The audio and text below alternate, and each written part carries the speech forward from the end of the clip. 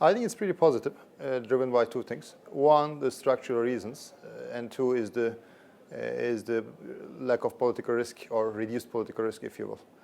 On the structural side, the equity investment in Turkey is still quite limited, despite significant improvements over the last decade compared to the size of the economy.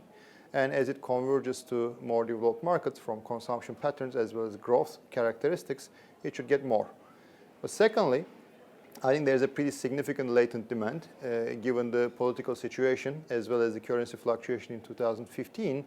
People were very much cautious in investing equity, both on the investor side as well as on the investee side. So 2015 was very much of a slow year, so I think that latent demand will also come back to the market in 2016.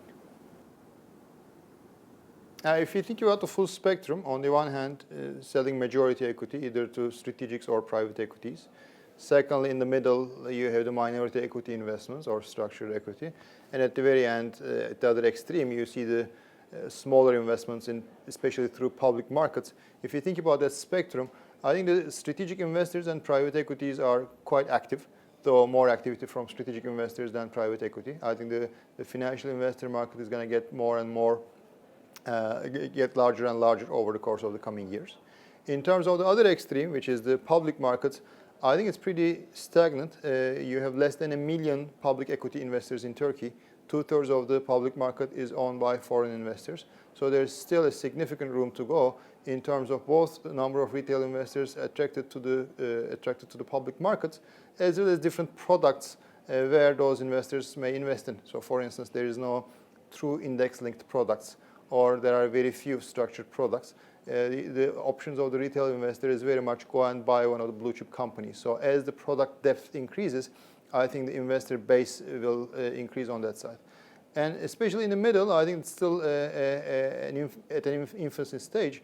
The structured products, either through equity-linked products or warrants, I think those are more developing side, more on the developing side. So I think over the course of the next 3 to 5 years, we're going to see more and more of those products. So I think if we step back and think about the equity products, it's more a plain vanilla market at this point. And as the product depth increases, as the product palette gets broader, I think more investors will be investing in the market.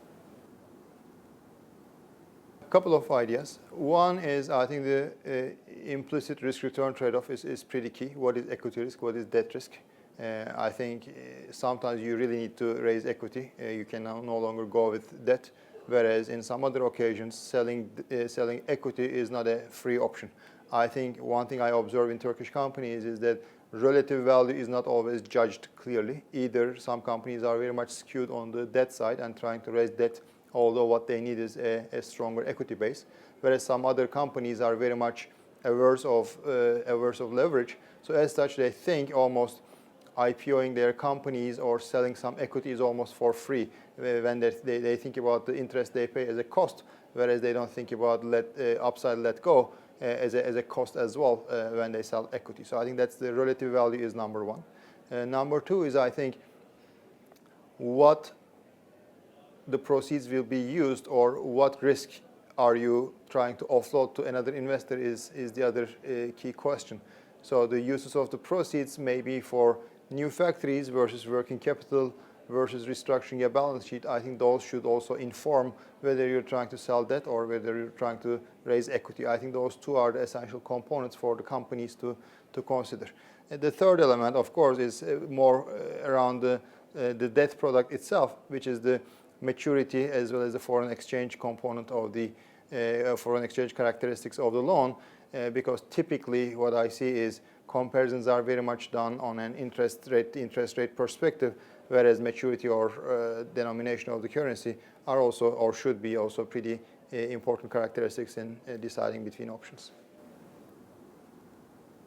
The Turkish equity market a couple of years ago was definitely a seller's market. It's becoming less of a seller's market. I think it's not a buyer's market quite yet. Maybe it's more getting to a neutral territory. But several years ago, with the significant investor interest in Turkey, as well as new entrants such as private equity funds, the good companies were commanding significantly high multiples with somewhat subdued growth, as well as investors, so the companies or entrepreneurs' willingness to offload some of the risk. They are becoming more amenable in terms of the valuations, but definitely it's not a buyer's market because good companies simply choose not to sell. It's like nice located apartments in Istanbul. Their price doesn't go down, it simply stops going up. And if the prices are supposed to go down, the transactions simply do not happen. I think that's the case for especially good Turkish companies as well. Unless there's a good price, they're not willing to sell. So currently I judge the market on a more neutral territory rather than a pure seller's market, which was the case, I think, 2-3 years ago. I think two reasons. One, as I mentioned, the breadth of products is extremely important for development of Turkish capital markets and broadly Turkish financial markets. So here I think we're talking about bonds, loans, equity-linked products, sukuk, etc. So the participants are able to hear from very different perspectives on very different products. So I think that's very important. And secondly, the attendee and speaker set is quite diverse as well, both from a profession perspective as well as geographically. So I think being able to hear from people practicing in London or Dubai or in Istanbul and coming from different backgrounds, professional backgrounds such as law or banking or private equity or custody, etc., is quite helpful. So I think for those two reasons, the breadth of product as well as the diversity of the attendee set, I think is a pretty important event.